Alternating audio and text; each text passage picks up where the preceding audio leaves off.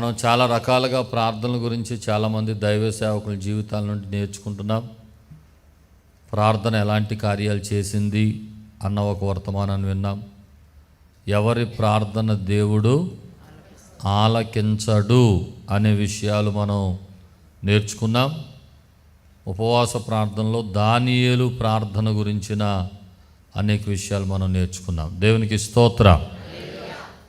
ఈరోజు ప్రార్థనా పరులు, బాధ్యత కలిగిన వారు, దేవుడు అప్పగించిన పని ఎవరి చేతుల్లో ఉందో, ఎవరు బాధ్యత కలిగిన విశ్వాసులుగా ఉన్నారో వారు తమ బాధ్యతలు విస్మరిస్తే ఏమవుతుంది? దేవుడు చెప్పిన పనులు చేయకుండా తప్పించుకుంటే, ప్రార్థనను తప్పించుకుంటే, భక్తిని తప్పించుకుంటే, ప్రకటించడం తప్పించుకుంటే పట్టణానికి ఏం జరుగుతుంది? ఎలాంటి పరిస్థితులు వస్తాయి? మనం ఎలా ఉండాలి అన్న కొన్ని విషయాలు భక్తుడైన యోనా దగ్గర నుండి మనం నేర్చుకుందాం. దేవునికి స్తోత్రం. యోనా గ్రంథాన్ని అందరూ కూడా తీసి పెట్టుకోండి. దేవుడు యోనాని ఏర్పాటు చేసుకున్నాడు, తన పని కొరకు నియమించుకున్నాడు. మనమందరము నియమించబడిన వారమే. ఆమేన్ చెప్పండి. ఒక విశ్వాసి ఎప్పుడైతే బాప్తిస్మం పొందుతాడో ఆ విశ్వాసి దేవునికి శిష్యుడు అవుతాడు. అందరూ చెప్పండి మాట. బాప్తిస్మము పొందిన వెంటనే ఒక వ్యక్తి దేవునికి ఏమవుతాడు? సమస్త జనులను నాకు శిష్యులనుగా చేయుడు. ఎలాగా? తండ్రి యొక్కయు, కుమారుని యొక్కయు, పరిశుద్ధాత్మ యొక్క నామమున. అంటే బాప్తిస్మం పొందిన వాళ్ళందరూ ఏ పోస్టులోకి వస్తారు? శిష్యులుగా పిలువబడిన తర్వాత మనందరికీ బాధ్యతలు ఉంటాయా, ఉండవా? శిష్యులందరికీ ఇవ్వబడిన అతి ప్రాముఖ్యమైన ఆజ్ఞ ఏంటంటే సర్వలోకమునకు వెళ్ళి సర్వ సృష్టికి సువార్తను ప్రకటించాలి. శిష్యుడిగా నీ బాధ్యత నువ్వు నెరవేర్చకపోతే పట్టణాలు పాడైపోతాయి. ఒక శిష్యుడిగా, దేవుని శిష్యుడిగా నీ పని నువ్వు చేయకపోతే ఊర్లు పాడైపోతాయి, పల్లెలు పాడైపోతాయి, ప్రాంతాలు పాడైపోతాయి, నీ ఉన్న ఏరియా పాడైపోతుంది. అందుకనే ఖచ్చితంగా దేవుని సన్నిధిలో ప్రతి ఒక్కరు కూడా దేవుడు అప్పగించిన బాధ్యతలను స్వీకరించి ఆ బాధ్యతలను నిర్వర్తిస్తూ మనం ముందుకు వెళ్ళాలి. హల్లెలూయా, హల్లెలూయా. ఇక్కడ చూడండి, దేవుడు యోనాకి ఒక పని చెప్పాడు, ఒక బాధ్యత చెప్పాడు. ఏంటా బాధ్యత? యోనా ఏం చేశాడు? మొదటి అధ్యాయం 1వ వచనం నుండి కొన్ని మాటలు వరుసగా చదువుకుంటూ వద్దాం. యెహోవా వాక్కు అమిత్తయి కుమారుడైన యోనాకు ప్రత్యక్షమై ఇలాగు సెలవిచ్చాను. నినివే పట్టణస్థుల దోషము దృష్టికి ఘోరమాయను గనుక నీవు లేచి నినివే మహాపట్టణమునకు పోయి దానికి దుర్గతి కలుగునని ప్రకటించుము. ఒక పట్టణములో పాపం పెరిగితే ఆ పట్టణానికి పట్టేదేంటి? దుర్గతి. అందరూ చెప్పండి గట్టిగా. ఏ గతి? దుర్గతి. ఎప్పుడు? ఆ పట్టణంలో పాపం పెరిగిపోతే, ఆ దేశంలో పాపం పెరిగిపోతే, ఆ రాష్ట్రంలో పాపం పెరిగిపోతే, ఆ ఊరిలో పాపం పెరిగిపోతే ఆ ఊరి మీదకి దేవుడు దుర్గతిని కలుగజేస్తాడు. ఏదో ఒక రకంగా ఊరిని శాపము వెంటాడుతూ ఉంటుంది. ఏదో ఒక రకంగా ఆ పట్టణం పాడైపోతుంది, శాపగ్రస్తమైన పట్టణంగా మారిపోతుంది. ప్రజలు సంతోషంగా, ఆనందంగా ఉండలేరు. కారణం ఒకటి, ఎప్పుడైతే ఆ పట్టణము పాపముతో నింపబడిందో, ఇక్కడ అదే చెప్తున్నాడు, నినివే పట్టణస్థుల దోషము నా దృష్టికి ఘోరమైపోయింది. చాలా మితిమీరిన పాపం చేస్తున్నారు వాళ్ళు, చాలా దౌర్భాగ్యంగా ప్రవర్తిస్తున్నారు. కాబట్టి నువ్వు వెళ్ళి ప్రకటించు, ఈ పట్టణానికి దుర్గతి రాబోతుంది అని, ఈ పట్టణం మీదకి దేవుడు ఉగ్రతను పంపించబోతున్నాడు అని చెప్తే ఏం చేస్తారు? తిరిగి గుండెలు బాదుకొని దేవుని వైపు తిరుగుతారు. దేవునికి స్తోత్రం. అందుకని ఆ బాధ్యత చెప్పున యోనాని దేవుడు వెళ్ళమని చెప్తే ఈ యోనా ఏం చేశాడు చూడండి ఒకసారి. 3వ వచనం. అయితే యెహోవా సన్నిధిలో నుండి తర్షీషు పట్టణమునకు పారిపోవాలని యోనా యొప్పేకు పోయి తర్షీషునకు పోవు ఒక ఓడను చూచి ప్రయాణమునకు కేవు ఇచ్చి యెహోవా సన్నిధిలో నిలవక ఓడవారితో కూడా తర్షీషు పోవుటకు ఓడ ఎక్కెను. చూడండి, బాధ్యతను అప్పచెప్పితే బాధ్యత కలిగినటువంటి సేవకుడు చేసిన పని ఏంటంటే, అమ్మో నినివేకు వెళ్ళాలా, నినివే ఏ పరిస్థితిలో ఉందని దేవుడు చెప్పాడు. ఆ నినివే వారి దోషము దేవుని దృష్టికే బహు ఘోరమైపోయింది. దేవుని దృష్టిలోనే ఎంత ఘోరమైపోయిన పట్టణంలోనికి మనం వెళ్తే మనల్ని బ్రతకనిస్తారా? ఆ నినివేలోకి వెళ్తే ఎవరుంటారు? త్రాగుబోతులు ఉంటారు, వ్యభిచారులు ఉంటారు, దొంగలు ఉంటారు, భయంకరమైన క్యారెక్టర్స్ కలిగిన వారు ఉంటారు. అలాంటి ప్రజల మధ్యలోనికి నేను వెళితే నన్ను వారు బ్రతకనిస్తారా? బ్రతకనివ్వరు. ఎందుకు వచ్చిన గొడవ? ఏమండి, బ్రతుకుంటే చెప్పండి, కాస్త హాయిగా తినేసి బ్రతుకుతాం. ఎందుకు వచ్చింది గొడవ మనకి? దేవుడు కొంచెం అధికమైన బాధ్యతలు ఇచ్చినప్పుడు చాలామంది విశ్వాసులు ఇలాగే తప్పించుకున్నారమ్మా, దేశం కొరకు ప్రార్థన చేయండి. నాకెందుకు వచ్చిందండి? నా కుటుంబం బాగుంటే చాలు, నా ఇల్లు బాగుంటే చాలు, నేను నా ఉద్యోగం సేఫ్గా ఉంటే చాలు, మా ఇల్లు కడుపు నిండుతుందా లేదా అది చాలు. చాలామంది బాధ్యతలను విస్మరించి నాకెందుకు వచ్చింది, సువార్త ప్రకటించమంటున్నాడు. ఇప్పుడు చూసిన బైబిల్ నుండి ఈ పాస్టర్ గారు ఇదే బోధిస్తున్నారు. ఆఫీసులోకి వెళ్ళి సువార్త ప్రకటిస్తే వాళ్ళు అసలు ఎలాంటి వాళ్ళు? మా వాళ్ళు మూర్ఖులు, భయంకరులు. వాళ్ళు ఊరుకుంటారా? ఊరుకోరు.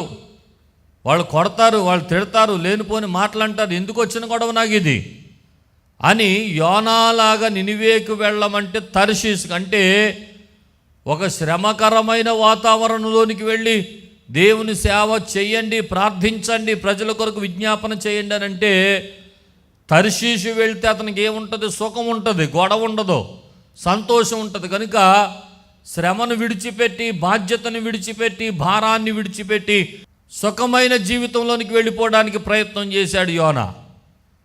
ఏమండి, సుఖాన్ని కోరుకున్నాడు, సంతోషాన్ని కోరుకున్నాడు. వద్దు మనకి ఆ నినివే ప్రజలతో, మనకెందుకు గొడవలు, మనకెందుకు తగాదాలు, మనకెందుకు ఈ పరిస్థితులు వద్దు అని అనుకుని తన సుఖాన్ని కోరుకొని, తన క్షేమాన్ని కోరుకొని తర్షీషుకు వెళ్ళిపోయే వాడను ఎక్కేశాడు.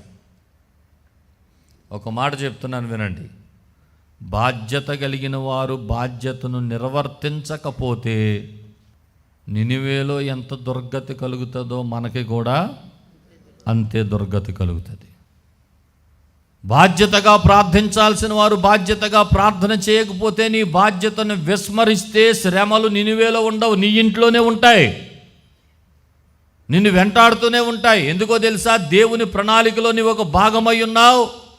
దేవుడు నిన్ను కోరుకున్నాడు, దేవుడు నిన్ను ఎంపిక చేసుకున్నాడు, దేవుడు నిన్ను వాడుకోవడానికి ఇష్టపడుతున్నాడు. దేవుడు నీ జీవితాన్ని ఆయన కొరకు పాత్రగా నిలబెట్టుకోవాలని ఆశపడుతున్నాడు. తప్పించుకోవాలని, నీ క్షేమాన్ని చూసుకోవాలని, నీ సంతోషాన్ని చూసుకోవాలని ప్రయత్నం చేశావా, అసలు మొదలకే మోసం అయిపోతుంది.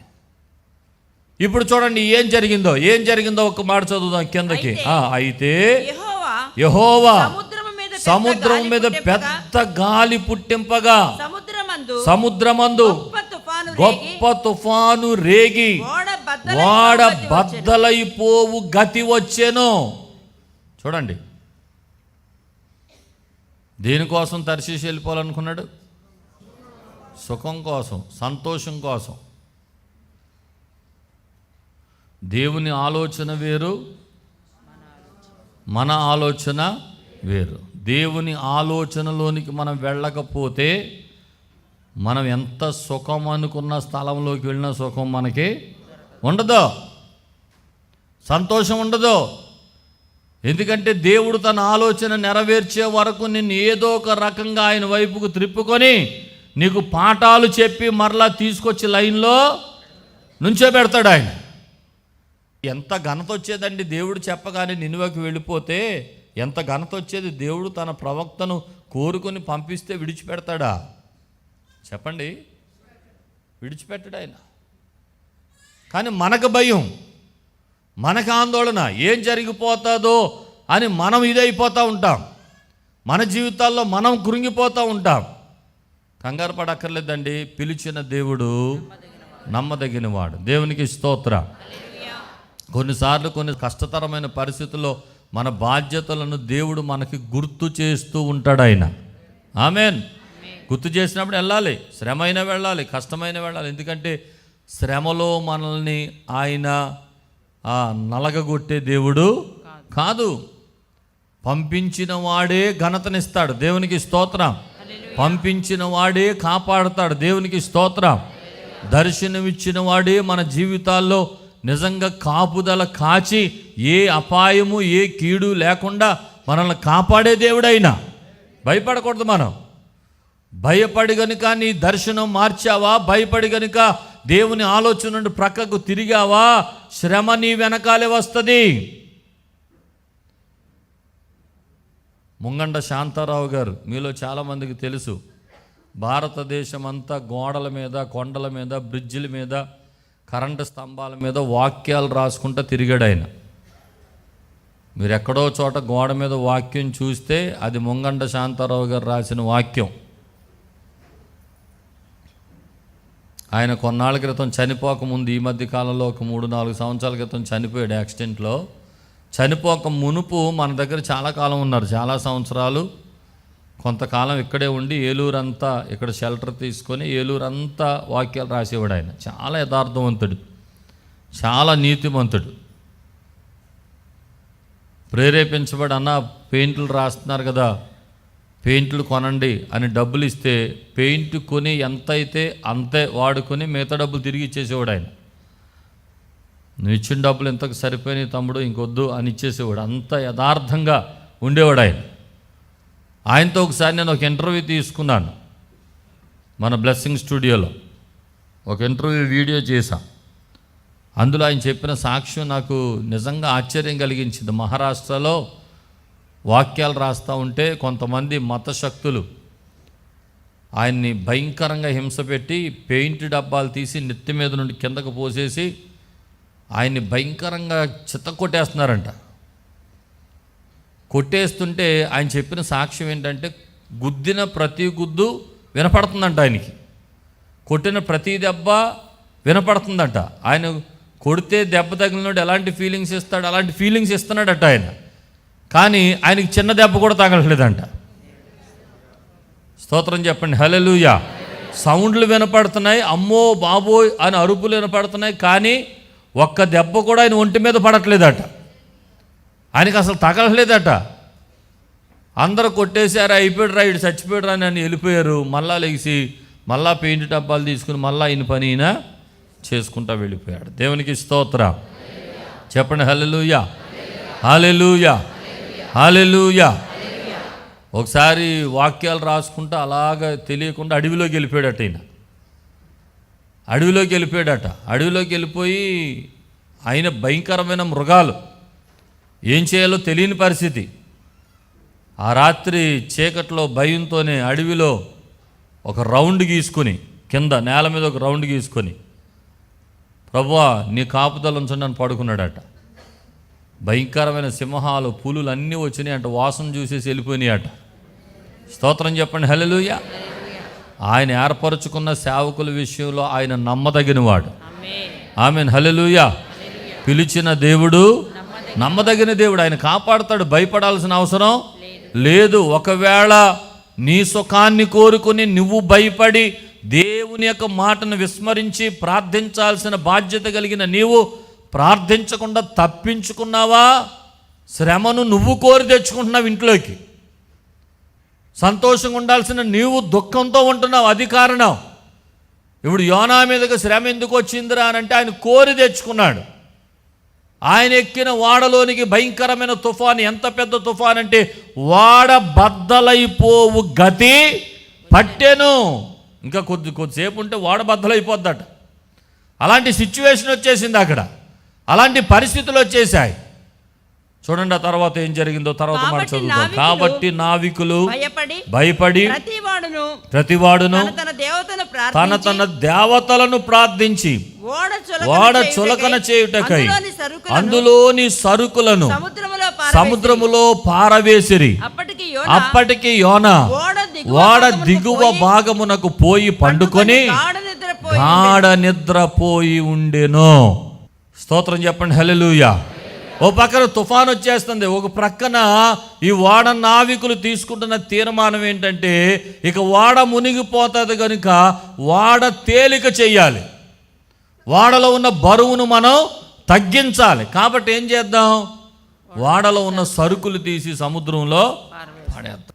ఒక మాట చెప్తున్నాను, దేవుని పిల్లలు బాధ్యతను విస్మరిస్తే మనకే కాదు మన ఊరికి కూడా నష్టం, మన ప్రజలకు కూడా నష్టం. మనము నిద్రపోయేవారుగా, మనం సోమరపోతులుగా, మనము ప్రార్థించని వారుగా, మన బాధ్యతను మనం ప్రక్కన పెట్టేవారుగా కనుక ఉంటే మనలను బట్టి మనకు, మన కుటుంబానికి కాదండి, మనలను బట్టి మన ఊరికే కీడు, మన ఊరికే నష్టం. ఇప్పుడు యోనాను బట్టి ఓడలో ఉన్న వాళ్ళందరికీ నష్టమే, ఆస్తి నష్టం వచ్చేసింది. వారు సామాన్లన్నీ సముద్రంలో పడిపోయినాయి. వారికి సంతోషం లేదు, వారికి ఆనందం లేదు. ఏమండి, ఎంత భయంకరమైన పరిస్థితి. ఇప్పుడు నిన్ను బట్టి నీ ప్రక్కింటి వాళ్ళు సంతోషంగా ఉంటున్నారా? నిన్ను బట్టి వాళ్ళు కీడు అనుభవిస్తున్నారా? నువ్వు చేయాల్సినంత ప్రార్థన చేయకపోతే, నువ్వు దేవుని మాటను విస్మరిస్తే, వినకపోతే, ప్రక్కకి వెళ్ళిపోతే, తప్పించుకుంటే నిన్ను బట్టి నీ అపార్ట్మెంట్ వాళ్ళందరికీ కీడే. నిన్ను బట్టి నీ చుట్టుపక్కల ఉన్న వారందరికీ కీడే జరుగుతుంది. నువ్వు ఒక ఆశీర్వాదకరమైన పాత్రగా ఉండాలంటే దేవుడు చెప్పిన మాట నీకు కష్టమని అనిపించినా సరే ఆయన మాట ప్రకారం చెయ్యాలి. స్తోత్రం కలుగునుగాక.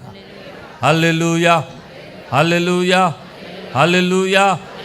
సరే, ఇదంతా జరుగుతుంటే యోనా గారు ఏం చేస్తున్నారంట, వాడ దిగువ భాగమునకు పోయి గాఢ నిద్ర. అంటే ఏ నిద్ర చెప్పండి? కొంతమందికి ఊరంతా నాశనం అయిపోతున్నా ఇలాంటి నిద్రిష్టులు ఉంటారు కొంతమంది. అబ్బా, ప్రొఫెషనల్స్ అండి బాబు, అసలు వాళ్ళని లేపటం మహా కష్టం. అసలు వాళ్ళకి నిద్ర ఎలా పడుతుందో ముందు అసలు వాళ్ళ చేతిలో పండెట్టి దండ వేయాలి, వాళ్ళకి మంచి సన్మానం చేయాలి. వాళ్ళకి ఇంట్లో గందరగోళం జరిగిపోతూ ఉంటుంది. కొంతమంది పెద్ద పెద్ద గొర్రెలు పెట్టి నిద్రపోతూ ఉంటారు కదా. వాడంతా బద్దలైపోవు గతి వస్తే, వాడంతా మునిగిపోయే గతి వస్తే, ఆ ప్రజలందరూ కూడా వారు సరుకులన్నీ సామాన్లని సముద్రంలో పడేసి నష్టపోతుంటే, ఈ సేవకుడు మాత్రం, ఈ దేవుని బిడ్డ మాత్రం వాడ దిగువ భాగమునకు పోయి గాఢ నిద్ర పోతున్నాడట. అక్కడ ప్రజలందరూ ఏం చేస్తున్నారు తెలుసా? తమ దేవుళ్లకు ఆ రీతిగా కొంతమంది బాధ్యత లేని వారిగా, భారము లేని వారిగా, ఒక గుండెల్లో మంట లేని వారిగా, ఊరు పాడైపోతున్నా, సొంత ప్రజలు పాడైపోతున్నా, బిడ్డలు పాడైపోతున్నా, కొడుకులు కూతుర్లు పాడైపోతున్నా, కనీసం పట్టింపు లేకుండగా, కన్నీరు లేకుండగా, విజ్ఞాపన లేకుండగా, ఏడుపు లేకుండగా ఇంటిలో పడి నిద్రపోయే సోమరపోతులకు పరిశుద్ధాత్మ దేవుడు మాట్లాడుతున్నాడు. మిగిలిన ప్రజలు తమ దేవుళ్లకు ప్రార్థన చేస్తుంటే, జీవము కలిగిన దేవుని సేవకుడేమో ఓడ దిగువ భాగమునకు పోయి గాఢ నిద్రపోతున్నాడట. సరే, ఏం జరిగిన తర్వాత చదువుతాం. అప్పుడు ఓడ నాయకుడు ఓయి నిద్రపోతా, నీకేమి వచ్చినది? లేచి నీ దేవుని ప్రార్థించి. ఎవరు చెప్పారు ఈ మాట? గట్టిగా చెప్పండి. వాడ నాయకుడు అంటే అన్యజనుడా, క్రైస్తవుడా? ఒక క్రైస్తవుడు లోకం పాడైపోతుందయ్యా ప్రార్థన చేయమని ఎవరితో చెప్పించుకోవాల్సి వచ్చింది? కొంతమంది జీవితాలు ఇలా ఉన్నాయి. విశ్వాస జీవితంలో ఎంతో గొప్ప ఉన్నత స్థితికి ఎదిగిన తర్వాత సోమరోళ్ళు అయిపోయి లోకస్తులతో చెప్పించుకునే పరిస్థితి. ఇంట్లో శ్రమ వస్తే, కష్టం వస్తే నీకు ఎవరు చెప్తున్నారా అంటే లోకస్తులు చెప్తున్నారు. ఏమంటే మీ దేవుడు గొప్పడు కదా, ప్రార్థన చేయట్లేదా అని ఎవరు అడుగుతున్నారు? అన్యులు అడుగుతున్నారు. నీకేమైంది? సోమరపోతుతాను, నిద్ర, బద్ధకం, నిర్లక్ష్యం, ఒక దర్శనం లేని జీవితం, ఒక గురి లేని జీవితం, ఒక గమ్యం లేని జీవితం, ఒక మంట లేని జీవితం. ఏమండి, లోకస్తులతో చెప్పించుకోవాల్సిన పరిస్థితి ఎందుకు ఏర్పడింది? దేవుడు నిన్ను చెప్పేవాడుగా చేశాడు కానీ చెప్పించుకునేవాడుగా చేయలా. కానీ నువ్వేం చేస్తున్నావు అంటే ఎక్కడికి దిగజారిపోయావు? నీ ఆత్మీయ స్థితి ఎక్కడికి వెళ్ళిపోయింది? అన్యజనులతో మాట్లాడించుకునే పరిస్థితి, అవిశ్వాసులతో మాట్లాడించుకునే పరిస్థితి, నీకన్నా కింద స్థాయి వారితో నువ్వు ఆ మాటలు అనిపించుకునే పరిస్థితి, ఎక్కడికి వచ్చేసావు? ఏం జరుగుతుంది? దేవుడు యోనాకి ఇచ్చిన ఆధిక్యత ఏమిటి? అతడు తెచ్చుకున్నది ఏమిటి? ఈరోజు దేవుడు నీకు ఇచ్చిన ఆధిక్యత ఏంటి? నువ్వెక్కడున్నావు? పరిశుద్ధాత్మ దేవుడు మాట్లాడుతున్నాడు. మహిమ కలుగును గాక. హల్లెలూయా, హల్లెలూయా, హల్లెలూయా. ఇప్పుడు ఏం జరిగింది చూద్దాం. మనము చావకుండా ఆ దేవుడు మన యందు కనికరించునేమో అనెను. అంతలో ఓడవారు, ఎవరిని బట్టి ఇంత కీడు మనకు సంభవించినది తెలియుటకై మనము చీట్లు వేతము రండని ఒకరితో ఒకరు చెప్పుకొని చీట్లు వేయగా చీటి యోనా మీదకి వచ్చెను. అన్యుడైన నావికుడు అంటున్నాడంట, లో నిద్రపోతా లేచి ప్రార్థన చేయ, మనం చావకుండానట్లు నువ్వు ప్రార్థన చేస్తే దేవుడు మన మీద కనికరిస్తాడు. లెగిసి ప్రార్థన చేయవై, అందరూ ప్రార్థన చేస్తాడు, నువ్వు నిద్రపోతావు. లేగా స్తోత్రం చెప్పండి. హల్లెలూయా, హల్లెలూయా, గట్టిగా హల్లెలూయా. కాబట్టి ఈ రోజున దేవుడు మనతో మాట్లాడుతున్న మాట, దేవుడు మన జీవితాలను ఒక్కసారి మరలా పురుకొలుపుతూ ఆయన మనల్ని బలపరుస్తున్న మాట. లేచి నీ దేవునికి ప్రార్థన చేయి. చెప్పండి ఈ మాట అందరూ. లేచి నీ దేవుని ప్రార్థించు. గట్టిగా చెప్పండి. లేచి నీ దేవుని ప్రార్థించు. ఎందుకు? మనము చావకుండా. చెప్పండి ఈ మాట కొంచెం గట్టిగా చెప్పండి. ప్రార్థన చేయకపోతే ఏమొచ్చేస్తుంది? ఇంట్లోకి చావు వచ్చేస్తుంది, కీడు వచ్చేస్తుంది, మరణం వచ్చేస్తుంది, బలహీనతలు వచ్చేస్తాయి, అనారోగ్యాలు వచ్చేస్తాయి, కష్టాలు వచ్చేస్తాయి, కన్నీరు వచ్చేస్తుంది, ఉప్పొంగుతుంది సముద్రం, అలలు లెగిసిపోతాయి, గాలులు వచ్చేస్తాయి, ఇళ్ళనే ఓడ బద్దలైపోవు, గతి పట్టేస్తుంది, ఆస్తి నష్టం వచ్చేస్తుంది. ప్రార్థన లేకపోతే, ఒక క్రైస్తవుడు చేయాల్సినంత ప్రార్థన చేయకపోతే ఆ ఇల్లు ఈ ఓడలాగే ఉంటుంది. పరిస్థితి ఈ ఓడలాగే ఉంటుంది. కనుక ఈ రోజున అన్యజనులతో కాదు, దేవుడు తన సేవకునితో పలికిస్తున్న మాట, ఓ ఈ నిద్రపోతా లేచి నీ దేవుని ప్రార్థించు. ఆమేన్, హల్లెలూయా. సరే అన్నారంట, చీట్లు వేద్దాం. అసలు ఎవరి వల్ల ఈ కీడు సంభవించిందో మనం చీట్లు వేద్దామని, ఎవరిని బట్టి ఇంత కీడు మనకు సంభవించినో తెలియటకై మనము చీట్లు వేతము రండని ఒకరితో ఒకరు చెప్పుకొని చీట్లు వేయగా చీటి యోనా మీదకి వచ్చెను. ఎవరి మీదకి వచ్చిందండి? ఎవరి పేరు వచ్చింది? అంత కరెక్ట్గా ఎలాగొచ్చేసింది? ఆ చీటీని వారి చేతికి అప్పగించింది ఎవరు? దేవుడే. దేవుడే పట్టించేస్తాడు. మన జీవితంలో సరి చేసుకోవాల్సిన సమయంలో సరి చేసుకోకపోతే, ప్రార్థించాల్సిన సమయంలో ప్రార్థించకపోతే, విజ్ఞాపన చేయాల్సిన సమయంలో విజ్ఞాపన చేయకపోతే దేవుడే మనల్ని ప్రజల చేతికి అప్పగించేస్తాడు. స్తోత్రం చెప్పండి. హల్లెలూయా, హల్లెలూయా, హల్లెలూయా. సరే ఇప్పుడు ఏమంటున్నాడో చూడండి. 8వ వచనం. కాబట్టి వారు అతను చూచి ఎవరిని బట్టి కీడు సంభవించునో. బాబు నీ పేరు వచ్చిందయ్యా, అసలు నువ్వెవరో, నీ వ్యాపారం ఏంటి, నీ ఎక్కడి నుండి వచ్చావు, నీ దేశం ఏంటి, నీ జనం ఏంటి, నీ సంగతి ఏంటో మాకు తెలియజేయి. అసలు నీ పేరు వచ్చిందేంటి చీటీలో, నువ్వు ఎక్కడి నుండి వచ్చావు, ఏంటి నీ సంగతి ఏంటి అని అందరూ కలిసి అడిగితే మనోడిచ్చిన స్టేట్మెంట్ ఉందో చూడండి, అదిరిపోయే స్టేట్మెంట్ ఇచ్చాడు. ఏం చెప్పాడు చూడండి ఒకసారి. నేను హెబ్రీయుడను, సముద్రమునకును భూమికిని సృష్టికర్త అయిన ఆకాశమందుండు దేవుడైన యెహోవా యందు నేను. అబ్బా చదవండి మాట మళ్ళీ ఒకసారి. అతడు వారితో ఇట్లా నేను హెబ్రీయుడను, సముద్రమునకును భూమికిని సృష్టికర్త అయిన ఆకాశమందుండు దేవుడైన యెహోవా యందు నేను. భయభక్తులు కలిగినోడా? భయభక్తులు కలిగినోడైతే వాడు అడుగు భాగానికి వెళ్ళి శ్రమ వచ్చినా కష్టం వచ్చినా ప్రార్థన చేయకుండా నిద్రపోతాడా? పేరుకు మాత్రం పైకి అలాగే చెప్పుకుంటున్నాడు. ఏమని? భయభక్తులు కలిగిన వాడిని. చాలామంది క్రైస్తవులు, చాలామంది విశ్వాసులు, చాలామంది దేవుని బిడ్డలాగే ఉన్నారు. పైకి భక్తి గల వారి వలె ఉండి దాని శక్తిని ఆశ్రయించని వారిగా ఉంటున్నారు. పైకి చెప్పేసుకుంటున్నారు, అయ్యో నా అంత భయభక్తులు కలిగిన వాడు మా వీధిలో ఎవరో లేరండి, మా అంత పర్ఫెక్ట్ అయిన ఫ్యామిలీ మా బజార్లో ఎవరో లేరండి.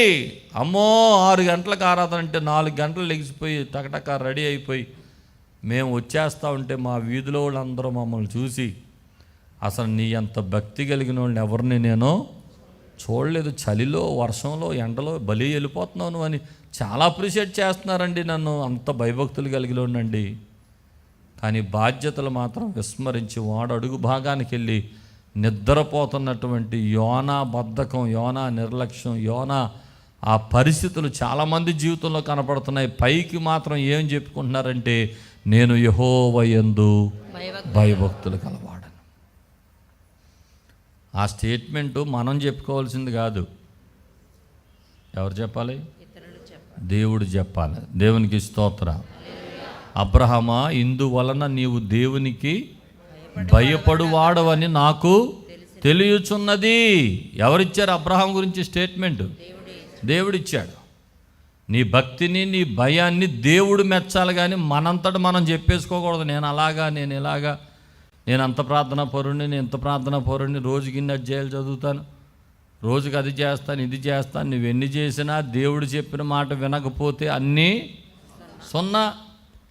దేవుడిచ్చిన బాధ్యతలను విస్మరిస్తున్నావు. దేవుని సందులో చేయాల్సినంత ప్రార్థన చేయడం లేదు. వాడు అడుగు భాగానికి వెళ్ళి నిద్రపోతున్నావు. యోనాలాగే నిద్రపోతున్నావు. నీ ఒంటి నిండా బద్ధకం కనపడుతుంది, నీ ఒంటి నిండా నిర్లక్ష్యం కనపడుతుంది, ఒక దర్శనం లేని జీవితం కనపడుతుంది. చెప్పాల్సి వచ్చినప్పుడు మాత్రం మంచి స్టేట్మెంట్ ఇస్తున్నావు, నేను యెహోవా యందు భయభక్తులు కలవాడను. ఆపేక ఇప్పటికైనా సరే మరలా యోనా పొజిషన్లోనికి రావాలి. సరే, ఇప్పుడు టర్న్ తీసుకున్నాడు యోనా, ఏం చేస్తున్నాడు? కిందకు వద్దాం. తాను యెహోవా సన్నిధిలో నుండి పారిపోవచ్చున్నట్టు అతను ఆ మనుషులకు తెలియచేసి, ఆ మాట చెప్పాడు, అయ్యా నేను భయభక్తులు కలిగిన వాడినే, కానీ నేను తప్పు చేశాను. అదేంటంటే దేవుడు నన్ను నినివేకి వెళ్ళమంటే నేను తర్షీషుకు పారిపోయి వచ్చేస్తున్నా. ఇది నా పరిస్థితి. దేవుడు చెప్పిన మాటను విస్మరించాను. అంటే ఇప్పుడు తన జీవితంలో నుండి తను చేసిన తప్పును ఒక విశ్వాసి కనికరాన్ని పొందేది ఇక్కడే. ఆమేన్. ఎలాగా? తను చేసిన తప్పులను, అతిక్రమములను దాచిపెట్టువాడు వర్ధిల్లడు, కానీ వాటిని ఒప్పుకొని విడిచిపెట్టువాడు కనికరాన్ని పొందుతాడు. దేవునికి స్తోత్రం. చెప్పండి హల్లెలూయా. అయ్యా నేను భయభక్తులు కలిగినోడ్నే, నేను మంచోడ్నే, నేను దేవుని యందు విధేయత కలిగినోడ్నే, కానీ ఎందుకో తెలీదు అపవాది నా హృదయాన్ని పట్టుకొని నా మనసును త్రిప్పేశాడు, నా జీవితాన్ని పాడు చేశాడు, నా జీవితాన్ని లోకం వైపుకు ఆకర్షించాడు, సంతోషం వైపు తిప్పాడు. ఇదిగో దేవుడిచ్చిన దర్శనములో నుండి నన్ను తొలగిపోయేలాగా చేశాడు. ఇదిగో నేను ఇక్కడికి వెళ్ళాల్సిన వాడిని ఇక్కడికి వచ్చి తప్పు చేశానయ్యా అని తను తప్పు ఒప్పుకుంటున్నాడు. చదవండి ఆ మాట. మనుషులకు తెలియజేసి ఉండెను గనుక వారు ఆ సంగతి తెలుసుకొని మరింత భయపడి. స్తోత్రం హల్లెలూయా. ఇప్పుడు ఈయనిచ్చిన స్టేట్మెంట్కి అవతలోళ్ళు భయపడుతున్నారు. అయ్యో బాబోయ్, ఇంతగా నువ్వు దేవుని సేవకుడువా, నువ్వు దేవుని బిడ్డవా, దేవుడు చెప్పిన మాట వినకుండా పారిపోయి వచ్చేస్తున్నావు, అంత జీవం కలిగిన దేవుని బిడ్డవా, మరి ఎందుకు ఇలా చేశావు, ఎందుకు ఇలా జరిగింది అన్నట్లుగా వారందరూ కూడా భయపడిపోయి యోనా విషయంలో చాలా భయపడ్డారు వాళ్ళంతా. స్తోత్రం కలుగును గాక. ఒక దేవుని బిడ్డకు అన్యజనుడు ఎప్పుడు భయపడతాడు? ఎప్పుడో తెలుసా? ఆ దేవుని బిడ్డ ఉండాల్సిన రీతిగా ఉన్నప్పుడు. ఆమేన్. దేవుని బిడ్డ దేవుని బిడ్డగా తన్ను తాను ప్రత్యక్షపరుచుకొనిన రోజున అందరూ భయపడతారు. హల్లెలూయా. మా చిరునామా పాస్టర్ ఎం జ్యోతిరాజు, శాంతినగర్, ఏలూరు 534007, పశ్చిమ గోదావరి జిల్లా, ఆంధ్రప్రదేశ్.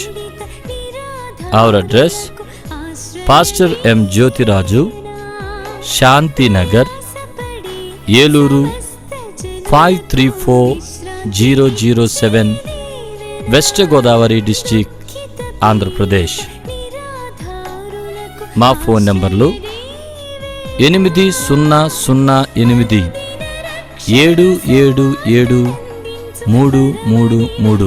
మరియు 8008 7774444.